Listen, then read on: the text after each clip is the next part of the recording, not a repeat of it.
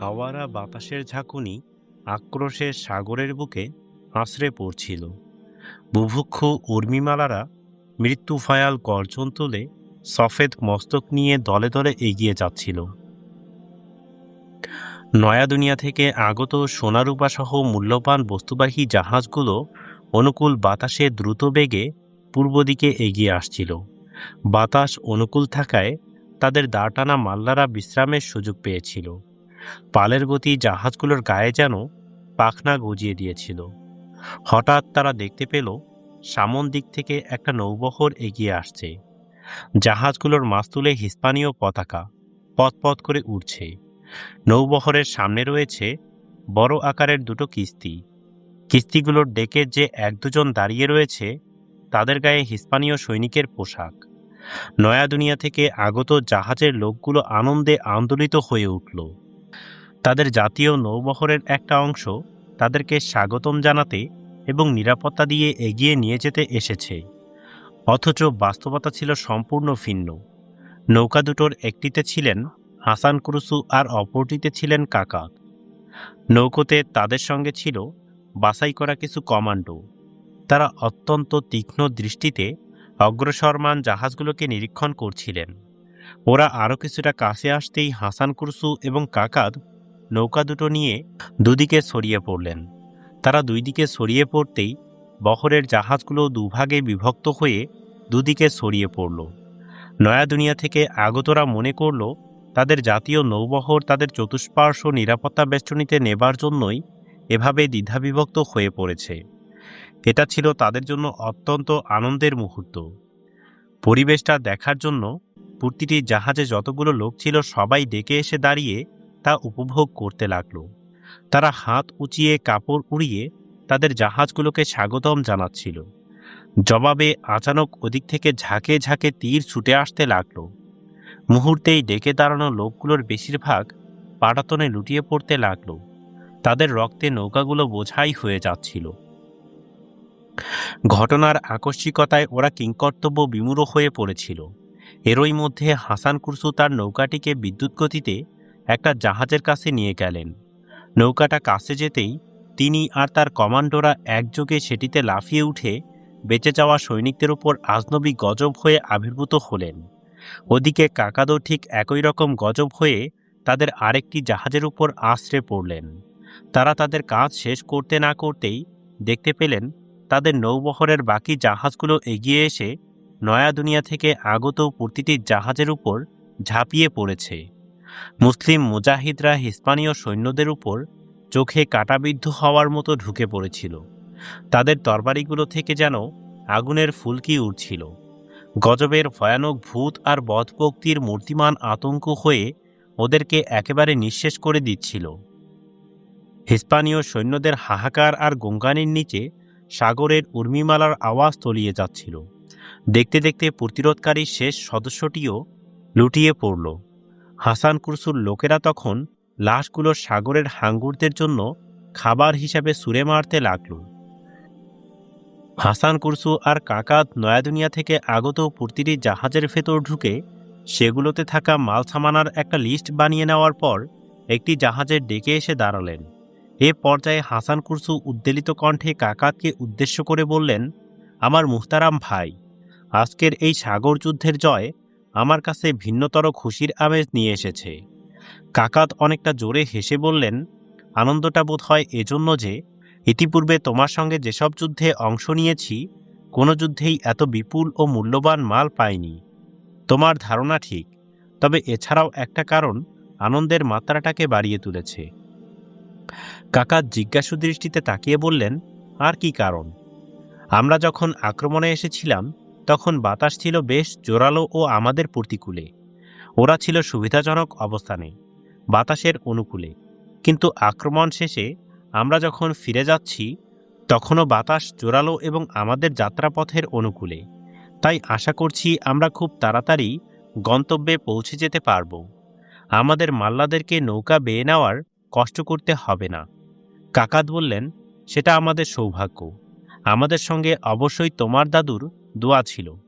এরপর তারা নয়া দুনিয়া থেকে আগত জাহাজগুলোকে মধ্যখানে রেখে বাতাসের অনুকূলে পূর্ব দিকে এগিয়ে যেতে লাগলেন। নাবিল, বাসিত এবং মাআজ সমুদ্র উপকূলের দিক থেকে তীব্র গতিতে তাদের ঘোড়া হাঁকিয়ে যেখানে মুনজির বিন জুবাইর তার ভেড়ার পাল চড়াচ্ছিলেন সেখানে পৌঁছালো। ঘোড়া দৌড়িয়ে তারা পাহাড়ের উপর ঠিক সে জায়গায় পৌঁছে গেল যেখানে ইবনে জুবাইর বড় একটা চাট্টানের উপর বসা ছিলেন। তাদেরকে আসতে দেখে মুনজির দাঁড়িয়ে গেলেন। মাআজ কিছু বলার জন্য মুখ খুলতে যাচ্ছিল, তার আগেই মুনজির বিন জুবাইর তাকে সম্বোধন করে বললেন, আজ তোমরা বাড়ি ফিরতে বড্ড দেরি করলে, কারণ কি? কোথাও কোনো সমস্যা হয়নি তো? মাআজ ওখানে একটা পাথরের উপর বসে গেল। তার দেখা দেখি নাবিল এবং বাসিতও বসে পড়ল। মুনজির বিন জুবাইর যেখানে বসা ছিলেন সেখানেই বসে পড়লেন। সবাই বসে গেলে মাআজ বলতে শুরু করল, চাচা, আমরা হাসান কুরসুর দাদুর কবরে গিয়েছিলাম।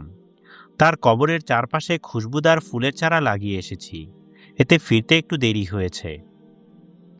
চাচা, আগে যেমন প্রত্যহ আমরা জাবির বিন মুগিসকে সেবা শুশ্রূষা দেওয়ার জন্য যেতাম, এখন তেমনইভাবে প্রতিদিন তার কবরে ফাতেহা পড়তে এবং কবরে লাগানো ফুলের চারাগুলোর যত্ন নেওয়ার জন্য যাব।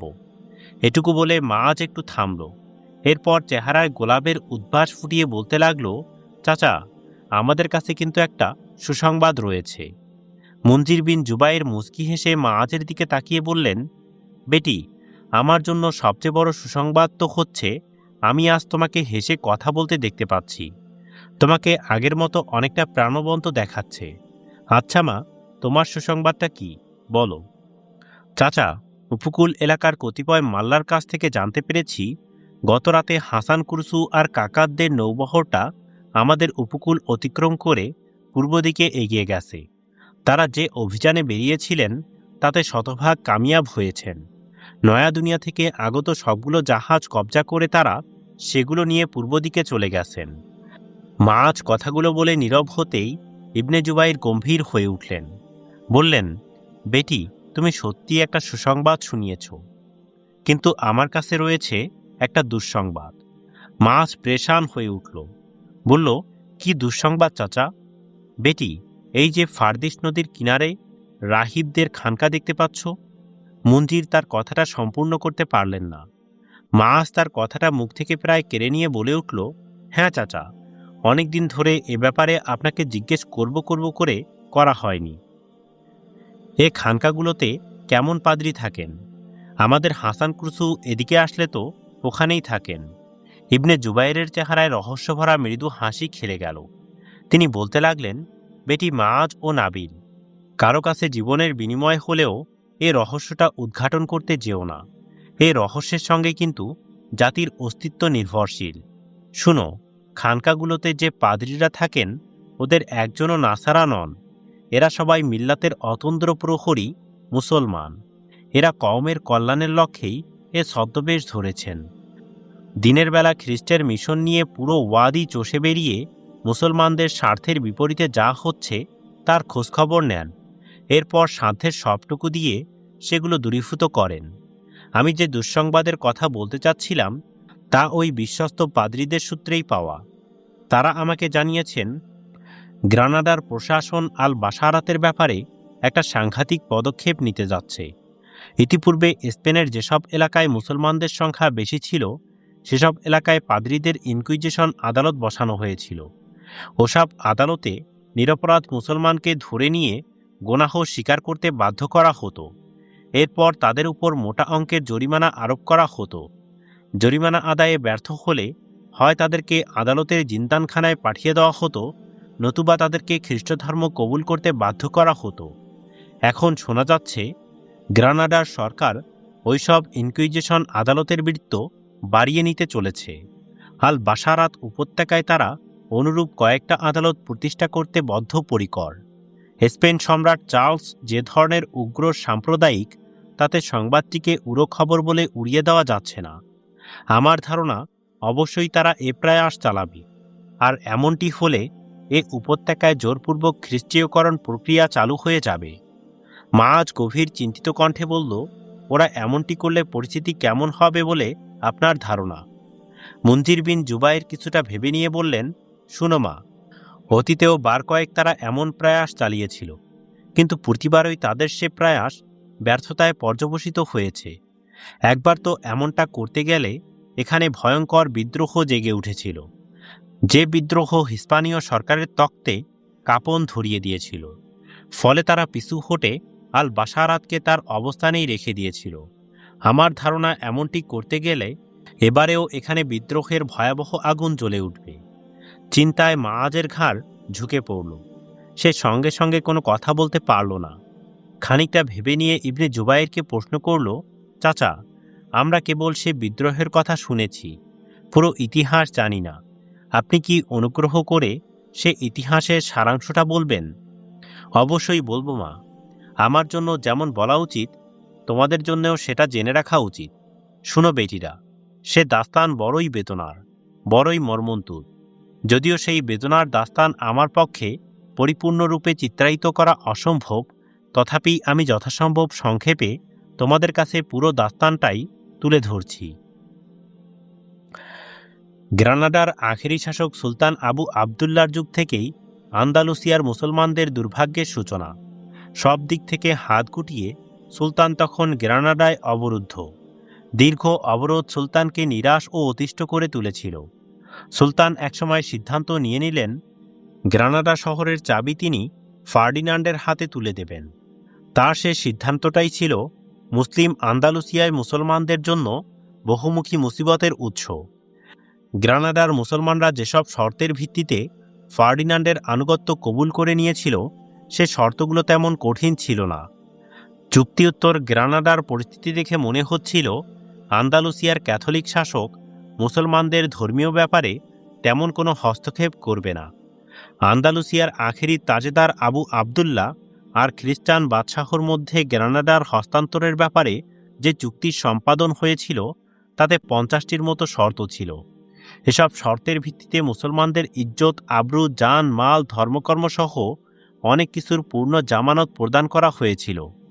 কিন্তু অল্পদিন যেতে না যেতেই চুক্তির এক একটা শর্ত উধাও হয়ে যেতে লাগল। খ্রিস্টানদের মানবিক জজবা তখন পর্যন্ত প্রশমিত হতে পারছিল না, যতক্ষণ না তারা আন্দালুসিয়া থেকে মুসলমানদের শেষ চিহ্নটুকুও মিটিয়ে ফেলতে পারছে।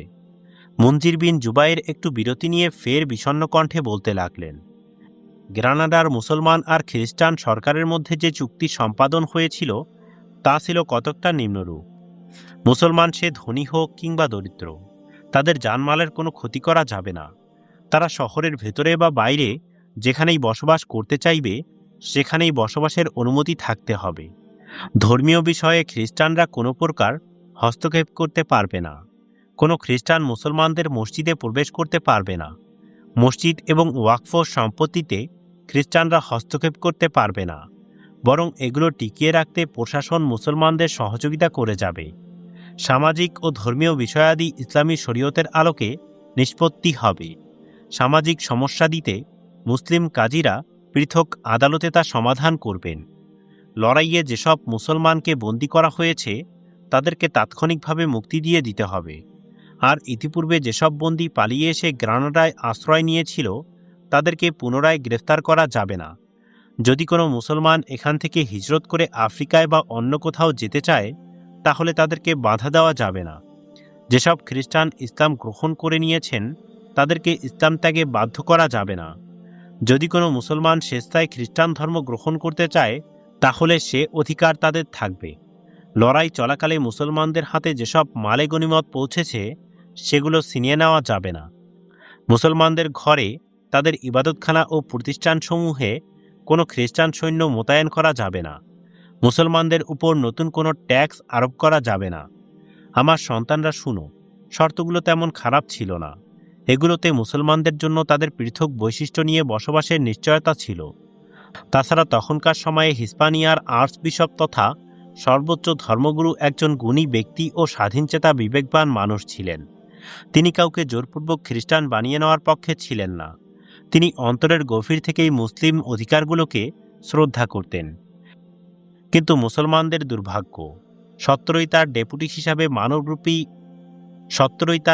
হিসাবে মানবরূপী এমন এক হিংস্র হায়নাকে নিয়োগ দেওয়া হয়, যার ফলে আর্চবিশপের সব চাওয়া ব্যর্থতায় বদলে যায়।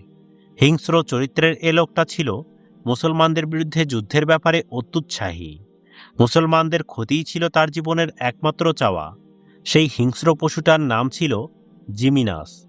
মানবতার শত্রু জিমি নামক পশুটি রাজচক্রকে ধর্মীয় উন্মাদনায় উদ্দীপ্ত করে এ ব্যাপারে পদক্ষেপ গ্রহণে উৎসাহী করে তুলে মুসলমানদের সঙ্গে যেসব ওয়াদা করা হয়েছে ওগুলো পিছনে ফেলে স্পেনে বসবাসরত সবাইকে ঈসা মসিহের ধর্মের অনুসারী বানিয়ে নেওয়া উচিত বলে জোর করে হলেও এ নেকাজ থেকে পিছিয়ে থাকার কোনো অবকাশ নেই বলে প্রচার করে।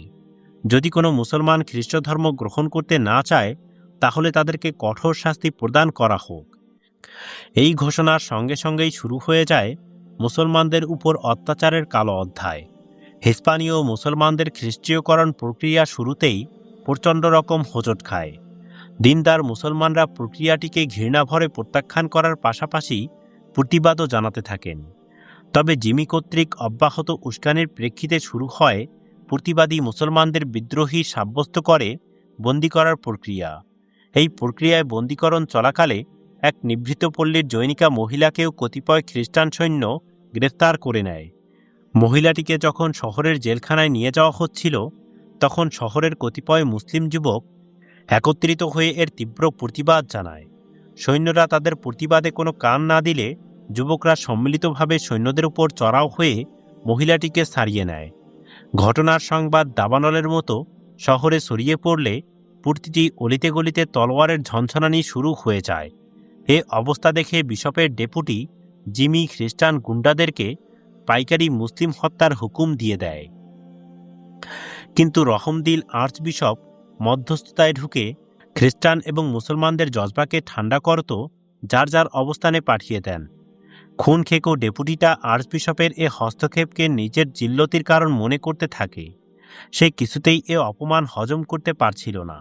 এরপর অব্যাহত যোগাযোগ আর কুমন্ত্রণার মাধ্যমে স্পেন সরকারের পক্ষ থেকে সে এ ফরমান জারি করিয়ে নিতে সক্ষম হয়, মুসলমান হিসাবে কেউ এদেশে থাকতে পারবে না।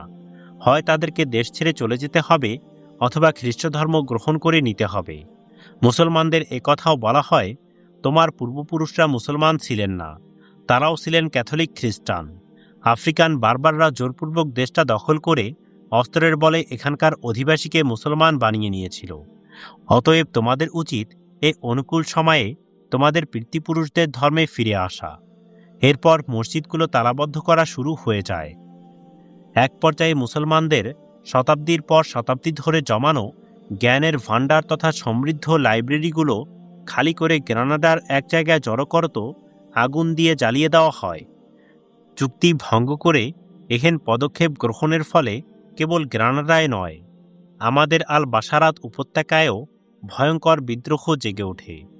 নাসারাদের রাজকীয় শক্তি গ্রানাডার বিদ্রোহ চড়ামূল্যে সামাল দিয়ে উঠলেও আল বাসারাতের বিদ্রোহকে মোটেও কাবু করতে পারেনি। অনেক চেষ্টা তদবির করে ব্যর্থতার পর আল বাসারাতকে পদানত করার লক্ষ্যে তাদের সর্বাপেক্ষা হিংস্র ও রক্তপায়ী সালার এগিলার অধীনে এক বিরাট সৈন্যদল আল বাসারাত অভিমুখে প্রেরণ করে। এগিলারকে তারা অপরাজেয় সালার মনে করত। বিগত 40 বছরের ইতিহাসে তার মতো বাহাদুর কোনো সালার স্পেন জন্ম দেয়নি। পুরো ইউরোপ জুড়ে ছিল তার শৌর্যের সুখ্যাতি। কিন্তু সেই এগিলার যখন এখানে এসে পৌঁছালো তখন নিজেকে খাঁচায় আবদ্ধ সিংহের মতো অসহায় আবিষ্কার করল।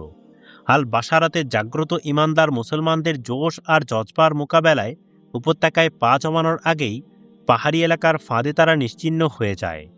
যুদ্ধে স্বয়ং এগিলারও নিহত হয়। নাসারা জগৎ এগিলারকে তার বীরত্বের জন্য সীমাহীন মোহাব্বত করত। এগিলার পরাজিত হতে পারে এ তাদের কল্পনায়ও ছিল না। কিন্তু যখন কেবল পরাজয় নয়, এগিলার মৃত্যু সংবাদ তাদের কাছে এসে পৌঁছালো, তখন তারা হতাশায় বিমূঢ় হয়ে পড়ল। এগিলারের মৃত্যু শোকে জৈনিক খ্রিস্টান কবি যে শোকগাথা রচনা করেছিলেন সে শোকগাথার কিছু পঙ্গক্তি দীর্ঘদিন আমার মুখস্থ ছিল। আমি সে শোকগাথার সারাংশ তোমাদের কাছে তুলে ধরছি। সেই তীর্ণহীন প্রান্তর্জা তামান্নার আঁচলের মতো দৃষ্টির প্রান্তসীমা পর্যন্ত বিস্তৃত, যার মধ্যে মায়াবী মরীচিকা তার প্রতারণার হাত উঁচিয়ে অসহায় পথিককে স্বাগতম জানাচ্ছে, সেই প্রান্তরের ওপারে সবুজের সমারোহের ভিতর পাষাণ পাথরের ফাঁকে ফাঁকে সহস্রাব্দ প্রাচীন আকাশ উঁচু বৃক্ষগুলো কৈশোরিক আনন্দে নৃত্যরত।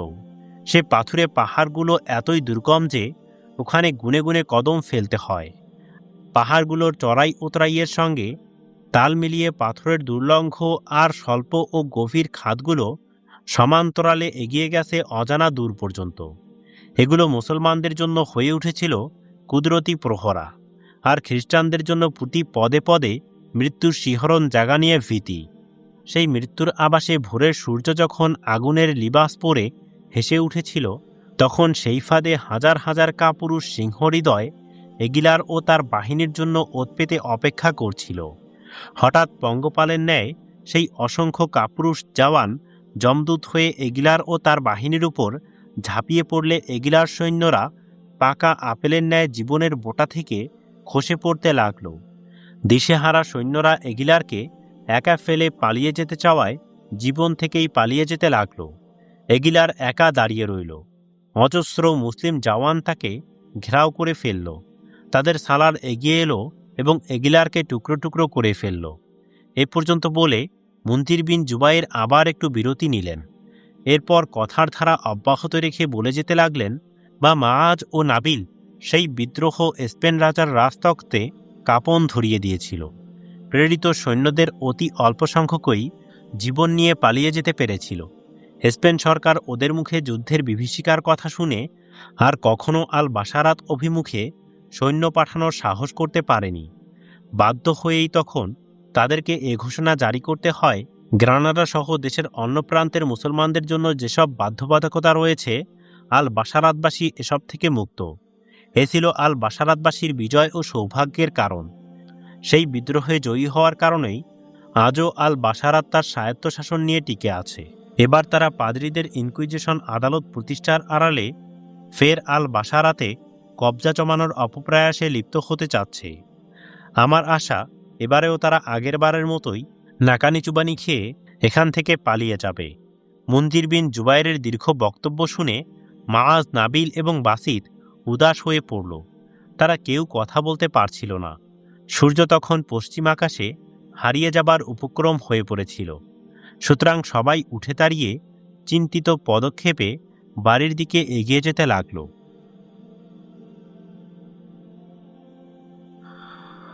একদিন সন্ধ্যায় বারবারুসা নির্মাণাধীন নৌবহরের কাজ তদারকি করছিলেন। একসময় সেখানে এসে উপস্থিত হলেন তার বহুদিনের পুরনো ও একনিষ্ঠ সাথী সালেহ।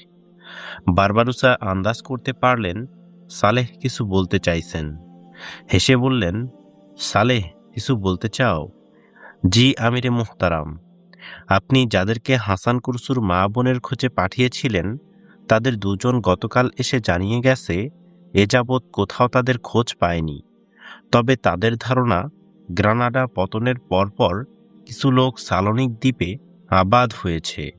খুব সম্ভব হাসান কুরসুর মা ও বোন সেখানে গিয়ে থাকতে পারেন। খায়রুদ্দিন বারবারুসা কিছুটা ভেবে নিয়ে বললেন, খবরদার, এ বিষয়ে হাসান কুরসুর সঙ্গে কোনো আলাপ করো না। সে যদি জানতে পারে ওখানে তার মা বোনকে পাওয়া যেতে পারে আর পরবর্তীকালে পাওয়া না যায়, তাহলে মানসিকভাবে নিদারুণ আঘাত পাবে। আমি চাই না তার মা বোনকে খুঁজে না পাওয়া পর্যন্ত কোনো জায়গায় পাওয়া যাবে এমন ধারণা দিয়ে তাকে আশায় আশায় রাখতে। এছাড়া দ্বীপটির ব্যাপারে আমি যতটুকু জানি, ওখানে সাধারণত ইহুদিরাই এসে বসতি গেড়েছে। স্পেন সরকারের নির্যাতনের শিকার হয়ে প্রচুর সংখ্যক ইহুদি উসমানী খেলাফতের অধীন এ দ্বীপে এসে বসতি স্থাপন করেছিল। বাহ্যত এরা নিজেদেরকে মুসলিম পরিচয়ে জাহির করলেও অন্তরে অন্তরে ছিল কট্টর ইহুদি। প্রথম দিকে এরা মুসলিম পরিচিতির আড়ালে শক্তি সংগ্রহে মনোনিবেশ করে। কিছুদিন পর সংঘবদ্ধ একটা শক্তি হয়ে উঠলে গা থেকে মুসলিম পরিচিতির চাদর খুলে ইহুদিয়াতের চাদর পরে নেয়। অতঃপর সুলতান আব্দুল হামিদের উপর চাপ প্রয়োগ করতে থাকে তিনি যেন ফিলিস্তিনের কিছুটা জায়গা আবাস হিসাবে তাদেরকে স্থায়ী বরাদ্দ দেন। এভাবে আর্জি জানানোর কারণটা ছিল সুলতান আব্দুল হামিদ এক ফরমানে সালতানাতের অধীন ফিলিস্তিনে ইহুদিদের সম্মিলিত হিজরত নিষিদ্ধ করে রেখেছিলেন। সেই ফরমানে এ নির্দেশও ছিল কোনো ইহুদি পর্যটক এক নাগারে 3 মাসের অধিক আরজে মুকাদ্দাসায় বসবাস করতে পারবে না। ওই ফরমানের পর সালোনিকের ইহুদিরা বিভিন্ন কৌশলে সুলতানকে তাদের কবজায় নিয়ে আসার ব্যাপারে তৎপর হয়ে ওঠে। সালোনিক দ্বীপে ইহুদিদের এক ধর্মগুরু বসবাস করত। সে আরিফ বেগ নামক জনৈক তুর্কি নেতার মাধ্যমে সুলতানের দরবারে হাজির হয়। নিজেকে ইহুদি কমিউনিটির প্রতিনিধি হিসাবে পরিচয় দিয়ে বলে, মহামান্য সুলতান, জাতি আমাকে আপনার দরবারে এই আবেদন পৌঁছে দেওয়ার জন্য পাঠিয়েছে, আমাদেরকে ইয়াকির, গাজা এবং মৃত সাগরের মধ্যবর্তী ছোট্ট এলাকায় স্থায়ীভাবে বসবাসের অনুমতি প্রদান করা হোক। বিনিময়ে আমরা সালতানাতের রাজকোষে 50 লক্ষ সোনালী পাউন্ড দান করব। এছাড়াও ইহুদি কমিউনিটি তুর্কি সরকারকে 20 লক্ষ পাউন্ড সুদহীন ঋণ প্রদান করবে, আর সে ঋণ আদায়ের মেয়াদটা থাকবে তুর্কি সরকারের ইচ্ছাধীন সময়ের সঙ্গে সংশ্লিষ্ট। ইহুদিদের এ প্রস্তাব শুনে সুলতান আব্দুল হামিদ অগ্নিমূর্তি ধারণ করে তাকে গলাধাক্কা দিয়ে দরবার থেকে তাড়িয়ে দেন। এরপর আরেক দফা হারজল নামক জনৈক ইহুদি নেতা একই প্রস্তাব নিয়ে একটা প্রতিনিধি দল সহ সুলতানের দরবারে হাজির হয়। মহান সুলতান আব্দুল হামিদ তখন ইহুদিদের যে জবাব দিয়েছিলেন তা চিরকালের মুসলিম মেরুদণ্ডহীন শাসকদের জন্য শিক্ষণীয় হয়ে থাকার মতো। সুলতান বলেছিলেন, হারজলকে জানিয়ে দেওয়া হোক এ ব্যাপারে সে যেন আর এক কদমও আগাবার দুঃসাহস না দেখায়। আমরা আরজে মুকদ্দাসার 1 ইঞ্চি জায়গাও হস্তান্তর করতে রাজি নই। ফিলিস্তিন আমার ব্যক্তি মালিকানাধীন সম্পদ নয়, এটা কওমের আমানত। আমার জাতি বছরের পর বছর জিহাদ করে রক্তের চড়ামূল্যে এ ভূমি ফিরে পেয়েছে। ইহুদিদের টাকা তাদের ঘাটেই থাক। ফিলিস্তিনের মাটি এমন কোনো সওদা নয় যা অর্থমূল্যে বিক্রিত হবে। তবে হ্যাঁ, কোনোদিন যদি আমার সালতানাত টুকরো টুকরো হয়ে যায়, আমাদের মধ্যে যদি প্রতিরোধের কোনো শক্তি না থাকে, সেদিন অর্থমূল্য ছাড়াই এ ভূমির ওপর দখল প্রতিষ্ঠা করা যাবে। ফিলিস্তিনের এক টুকরো মাটির জন্য আমার শরীরটা 100 টুকরো করতে রাজি। ফিলিস্তিন আমাদের প্রাণের নিঃশ্বাস, আমাদের আত্মার অংশ। আমরা আমাদের আত্মা নিয়ে কারো সঙ্গে সওদাবাজি করতে পারি না। সুলতানের জবাব শুনে ইহুদিরা সম্পূর্ণরূপে নিরাশ হয়ে পড়ে। কিন্তু চক্রান্তপ্রিয় এ জাতি বসে থাকার পাত্র ছিল না। তারা তখন থেকে একটি গোপন দল গঠনে তৎপর হয়ে ওঠে। ওই দলের সদস্যদেরকে দুগা বলা হতো। দুগাদের বেশিরভাগই ছিল স্পেন থেকে চলে আসা ইহুদি। এছাড়া তুর্কিতে জেগে ওঠা বিপ্লব আঞ্জুমানে ইত্তেহাদে তুর্কিয়ের কতিপয় সদস্য দুগাদের সঙ্গে জড়িয়ে পড়েছিল। কালক্রমে দুগারা তুর্কি সমাজে এমন এক মজবুত অবস্থান গড়ে তোলে যে সুলতান আব্দুল হামিদকে সালতানাতের আসন থেকে পদচ্যুত করে ফেলতে সমর্থ হয়ে যায়। যে দলটি সুলতানের কাছে তার পদচ্যুতির বার্তা পাঠিয়েছিল, তারা বার্তাবাহক হিসাবে সেই লোকটিকেই নির্বাচন করেছিল যাকে একসময় ফিলিস্তিন প্রশ্নে সুলতান তার দরবার থেকে গলা ধাক্কা দিয়ে তাড়িয়ে দিয়েছিলেন। ইহুদিরা বড় নির্মমভাবেই সুলতানের উপর প্রতিশোধ নিয়েছিল। সালোনিক দ্বীপের ইহুদিরা গোপন সংগঠন গড়ে তোলার মাধ্যমে তুর্কিদের জন্য মাথা ব্যথার কারণ হয়ে উঠেছিল। তুর্কি মুসলিম সমাজে এমন একটি দল ঢুকে পড়েছিল যারা বাহ্যত মুসলিম হলেও মূলত ছিল ইহুদি ও দুগা। এরা পরিকল্পিতভাবেই মুসলিম সমাজের অভ্যন্তরে ঢুকে পড়েছিল। এরা যেমন তুর্কিদের আঞ্জুমানে ইত্তেহাদে তুর্কিতে ঢুকে পড়েছিল, তেমনি সেনাবাহিনীর উচ্চ পদগুলোতেও জেকে বসেছিল। শুধু তাই নয়, তুর্কি সালতানাতের শেষ দিকে দেখা যায় প্রশাসনের সর্বোচ্চ পর্যায়ে তাদের সংখ্যাটাই ছিল ভারী। সালোনিকের এই ইহুদি তানজিমের মূল উদ্দেশ্য ছিল তুর্কির অধীন 3টি প্রদেশ দখল করে তুর্কি সালতানাতের অভ্যন্তরেই নিজেদের জন্য পৃথক একটি রাষ্ট্র গঠন। তারা এগুলোকে ওলায়াতে সালাসা নামে স্মরণ করত। প্রদেশ 3টি হচ্ছে সালোনিক দ্বীপ, মাফাস্ত্রা ও কাসু। তুর্কিদের মধ্যে অভিশপ্ত ভৌগোলিক জাতীয়তাবাদের বীজ বপনের জিম্মাদারও এই ইহুদি জাতি। স্পেন থেকে আগত ইহুদিরা যদিও নিজেদেরকে মুসলমান হিসাবে পরিচয় দিত, তথাপি তুর্কিরা ছিল ওদের ঈমানের ব্যাপারে সন্দিহান। তারা ওদেরকে দুগা নামে ডাকত। পরবর্তীতে সালোনিকের ইহুদিদের আসল চেহারা বেরিয়ে আসলে তুর্কিরা তাদেরকে মুরতাদ নামে ডাকতে শুরু করে। তুর্কি আর আরবদের মধ্যে বৈরিতার দেওয়াল নির্মাণের কারিগরও ছিল সালোনিকের এই ইহুদি সম্প্রদায়। সিরিয়া আর লেবাননের আরবদের উপর বর্বর নিপীড়ন চালানোর হোতাও ছিল এই দুগারা। এরা তুর্কি সেনাবাহিনীতে ঢুকে আপ্রাণ প্রচেষ্টায় আরবদেরকে তুর্কিদের উপর খেপিয়ে তুলতে ছিল সচেষ্ট। জাতীয়তাবাদের হিংসা জাগিয়ে তুলে তুর্কির সালতানাতের ইত্তেহাদ ভেঙে ফেলতে চাইছিল। সিরিয়ায় উসমানী খিলাফতের শেষ গভর্নর জামাল পাশা ছিল এই দুগারই সদস্য। সে তুর্কি সরকারের বিরোধিতার অজুহাত তুলে শীর্ষস্থানীয় আরব নেতৃত্বকে ফাঁসিতে ঝুলাতে শুরু করেছিল। এসবের পেছনে তার উদ্দেশ্য ছিল আরবরা যেন ক্ষেপে উঠে তুর্কিদের উপর ঝাঁপিয়ে পড়ে, তুর্কির সালতানাত যেন গৃহযুদ্ধে লিপ্ত হয়ে টুকরো টুকরো হয়ে যায়। সালোনিকের অভিশপ্ত ইহুদিরা শুধু আরব তুর্কি বৈরিতার মধ্যেই সীমিত থাকেনি, বরং তুর্কি আরবি ভাষার মধ্যেও বৈরিতার বীজ বপন করে দেয়। তুর্কিদেরকে আরবি বর্ণমালা পরিত্যাগ করে ল্যাটিন ও রোমান বর্ণমালা গ্রহণের জন্য উদ্বুদ্ধ করে তুলতে থাকে। এসব কাণ্ডকারখানার মাধ্যমে সজাগ মস্তিষ্কের অধিকারী উলামায়ে কেরাম ও সচেতন তুর্কি নেতারা ইহুদিদের ব্যাপারে সতর্ক হয়ে ওঠেন। কারো নামের সঙ্গে দুগার সদস্য জানতে পারলে তাদের কান খাড়া হয়ে যেত, কিন্তু তাদের এ সংখ্যাটা ছিল খুবই কম। বেশিরভাগ তুর্কিরা ততদিনে ইহুদিদের পাতা ফাঁদে পা দিয়ে ফেলেছিল। বিশ্ব মানবতার শত্রু এই ইহুদি জাতি কেবল তুর্কিদের রাজনৈতিক শক্তি বিনষ্টই সীমিত থাকেনি, বরং তুর্কিদের উন্নত চরিত্রকেও ধ্বংসের দ্বারপ্রান্তে ঠেলে দিয়েছিল। হিস্পানিয়া থেকে গলাধাক্কা খেয়ে আসা চরিত্রহীন এ দুগারা গোল্ডেন হর্ন উপসাগরের উপকূলে বৃষ্টির মতো স্নানাগার ও আমোদ ফুর্তির কেন্দ্র বানিয়ে তুলেছিল। এতে পর্যটনের নামে চরিত্র ধ্বংসের যাবতীয় উপকরণ থাকত। সারা বছর বিশ্বের বিভিন্ন প্রান্তের পর্যটকরা এখানে আসা যাওয়া করত। এছাড়া উপকূলের সমান্তরালে সবুজ পাহাড়ের চূড়ায় 50-এরও অধিক ক্লাব গড়ে তুলেছিল।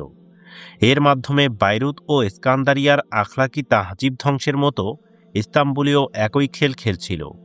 ইস্তাম্বুলের বিয়োগলু এলাকাটি ছিল বিশ্বের সুন্দরতম এলাকার একটি। ইহুদিরা ওখানে অনেকগুলো বিনোদন কেন্দ্র গড়ে তুলেছিল। বিনোদন কেন্দ্রগুলোতে সুন্দরী ললনাদেরকেই প্রাধান্য দেওয়া হতো। ইহুদিরা তুর্কি নারী সমাজে মিনিস্কার্ট সংস্কৃতি ঢুকিয়ে দিয়েছিল। তুরস্কে শীতকালে প্রচণ্ড শৈত্যপ্রবাহ বইত। শৈত্যপ্রবাহকে জাতীয় দুর্যোগ হিসাবে গণ্য করা হতো, কিন্তু মিনিস্কার্টের দুর্যোগ সেই প্রাকৃতিক দুর্যোগকেও ছাড়িয়ে গিয়েছিল। প্রবল শীতে পুরুষরা যখন আপাদমস্তক মোটা পশমের কাপড়ে ঢেকে রাখত, তখন ঠকঠক করে কাঁপলেও নারীরা মিনিস্কার্ট পরিত্যাগ করতে পারছিল না। মিনিস্কার্ট পরিধানের ক্ষেত্রে তুর্কি নারীরা পশ্চিমা নারী সমাজকেও অনেক পেছনে ফেলে দিয়েছিল। এ অবস্থা দেখে তুর্কির এক কবি বড় অসহায় কণ্ঠে বলে উঠেছিলেন, পুরুষরা নারীদেরকে সুন্দর সুন্দর বলে তাদের বিবেক কেড়ে নিয়েছে। মোট কথা, খায়রুদ্দিন বারবারুসা তার প্রিয় সাথী সালেহকে জোর দিয়ে বললেন, এই মুহূর্তে হাসান কুরসুকে এসব বিষয়ে কিছুই বলা না হোক। খায়রুদ্দিন চাইছিলেন যতক্ষণ না তার মা বোনকে খুঁজে পাওয়া যাচ্ছে না, ততদিন যেন কেউ তাকে কোথাও পাওয়া যাবে বলে আশ্বস্ত না করে। তিনি মনে করেছিলেন এতে হাসান আশান্বিত হবে। পরে যখন সেটা ভুল প্রমাণিত হবে, তখন মানসিকভাবে প্রচণ্ড আঘাত পাবে। দীর্ঘ এ আলোচনার পর খায়রুদ্দিন সালেহকে সঙ্গে নিয়ে পুনরায় নির্মাণাধীন কাজ তদারকিতে মনোযোগী হয়ে ওঠেন।